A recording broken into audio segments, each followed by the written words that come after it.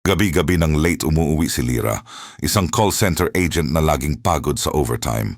Pero ngayong gabi, iba ang pakiramdam niya. Habang naglalakad papunta sa lumang bus stop sa may kanto, parang ang bigat ng hangin. Tahimik, masyadong tahimik para sa oras na to. Grabe, bakit parang ang weird ng vibe ngayon? Bulong niya sa sarili. Pagdating niya sa bus stop, napansin niya agad ang bench. Dati puno yun ng estudyante, tambay, at mga pauwing empleyado. Pero ngayong gabing to, isang tao lang ang nandun. Isang lalaki, naka-hoodie, nakayuko, hindi gumagalaw. At ang pinaka-weird, mga daliri niya, itim na parang sunog. Kuya, okay ka lang? Mahinang tanong ni Lira, kahit ramdam niyang mali. Ayaw man niyang lapitan pero parang may humahatak sa kanya. Hindi sumagot ang lalaki.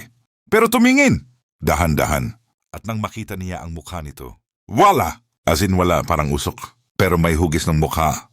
At humihinga, tumindig ang balahibo ni Lira. Gusto niyang tumakbo pero ayaw gumalaw ng mga paa niya. Biglang may sumipol na hangin. Tapos, sakto sa harapan nila, pumarada ang isang bus. Pero hindi normal. Walang ilaw, walang driver na nakikita. Walang pasahero, tahimik. Dahan-dahang tumayo ang lalaking walang mukha. Sumakay! At bago magsara ang pinto, tumungo ang ulo nito kay Lira. Malapit ka na. Isang boses na hindi galing sa bibig, kundi sa loob ng tenga niya mismo. Tumakbo si Lira pabalik sa bahay. Hindi na niya inintay ang susunod na bus. Nanginginig, naluluha, halos mabaliw sa takot. Pagdating niya sa loob ng bahay, agad siyang nagsara ng pinto at naglock. Pero habang humihingal, narinig niya ang bus, yung walang ilaw na bus. Parang huminto sa tapat ng bahay niya at sa salamin ng bintana, nakita niya ang reflection ng bus door. Nakasara, pero sa gitna ng salamin, may nakasulat. Sumunod ka. Kinabukasan, hindi nakatulog si Lira. Hindi na nagbukas ng bintana. Hindi lumapit sa pinto. Nakatulala lang sa mesa habang nanginginig ang kamay. Pilit kinakalimutan ang nangyari sa bus stop. Pero kahit pikit siya, nakikita niya pa rin ang pintong bumubukas ng bus. At yung lalaking walang mukha, tumitingin sa kanya kahit wala siyang mata. Nanginginig siya sa takot. Pero kailangan niyang pumasok dahil baka mawalan siya ng trabaho. Paglabas niya ng bahay, huminga siya ng malalim. Okay, konting lakas ng loob, Lira. Kaya mo to? Wala to. Hallucination lang. Pero paglapit niya sa gate, napansin niya agad. May nakadikit na papel, Huling Bus, 11:45 p.m. Para kay Lira. Napaatras siya. Sino ang naglagay nito? Napapikit siya, halos maiyak. Hindi niya alam kung tao ba to o hindi na. Pero hindi lang takot ang naramdaman niya. Parang tinitingnan siya ng mundo. Sa trabaho, may nagbabantay pa rin. Pagdating niya sa office, napansin ng kaibigan niyang si Jamie na parang lutang siya. Uy girl, okay ka lang?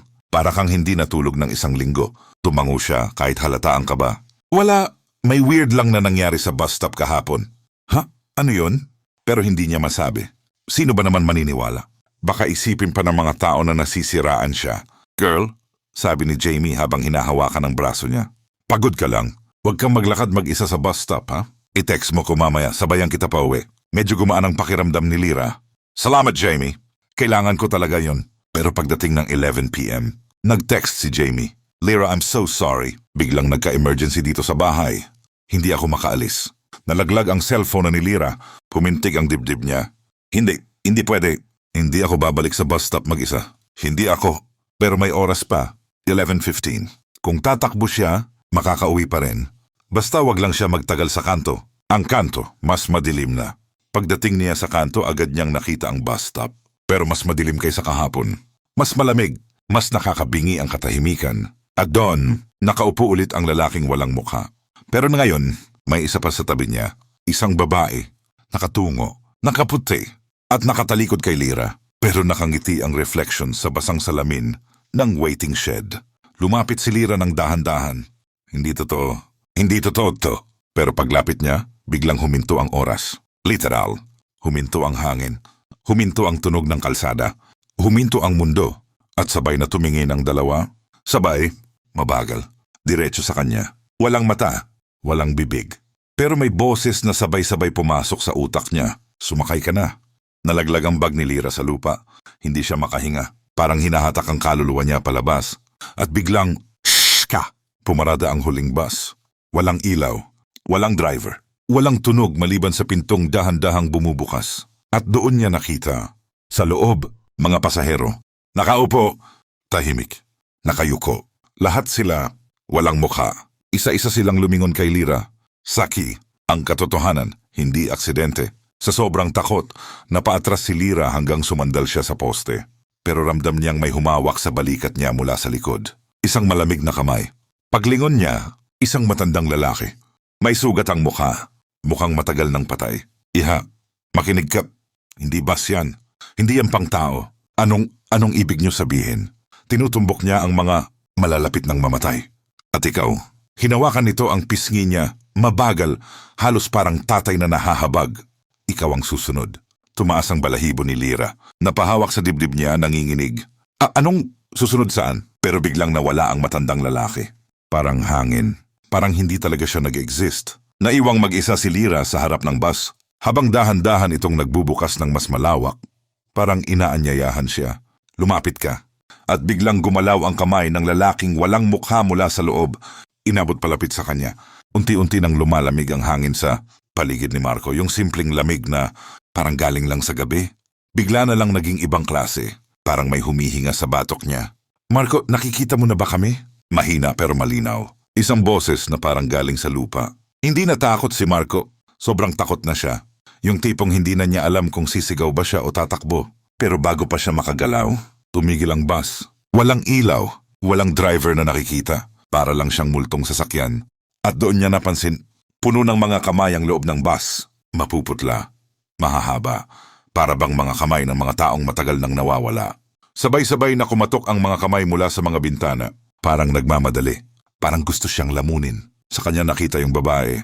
Yung babaeng nakaupo sa kanina pero ngayon, literal na nasa loob na ng bus, nakatingin sa kanya. Walang mata. Puno ng itim ang mga mata. Parang butas. Huwag ka nang bumalik sa bahay. Bulong nito. Hindi mo na sila maaabutan. Kumakabog yung dibdib ni Marco. Hindi dahil sa takot lang, kundi dahil sa isang tanong na lumabas sa isip niya, ano na ang ibig mong sabihin? Hindi ko na sila maaabutan? Ngunit wala nang sagot. Kasi biglang humigop ng hangin ang paligid.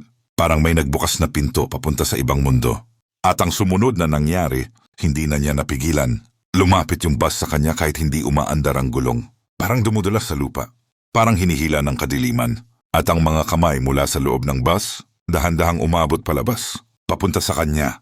Pinilit niyang umatras. Pero lahat ng direksyon puro dilim na. Wala na yung kalsada. Wala na yung poste. Wala na yung paligid. Ang natitira na lang ay siya, ang bus. At ang mga bulong na lumalakas. Sumama ka na. Matagal ka na naming hinihintay. Isa ka sa amin. At bago tuluyang lamunin ang liwanag ng bus stop, tumili si Marco. Isang sigaw na hindi na narinig ng kahit sino. Kasi sa mismong lugar kung saan siya nakatayo, wala na siyang iniwan kahit anong bakas. Parang hindi siya dumating. Kung minsan, ang mga tanong na hindi natin nasasagot, sila ang patuloy na kumakatok sa isip natin tuwing gabi. At tulad ng bus stop na yon, tahimik, ordinaryo, pero may itinatagong hiwaga, may mga pangyayaring hindi na natin malalaman ang buong katotohanan.